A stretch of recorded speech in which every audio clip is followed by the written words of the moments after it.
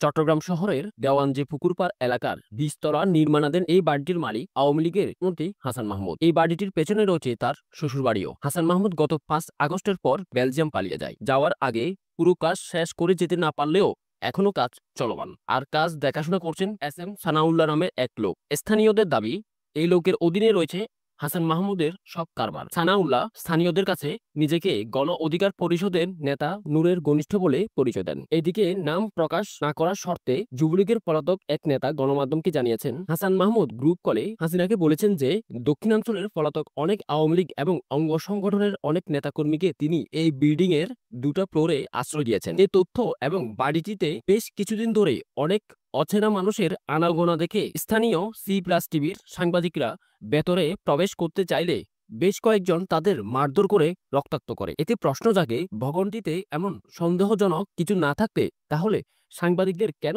ভেতরে ঢুকতে দেওয়া হলো না? তাদের কেন মারধর করা হলো?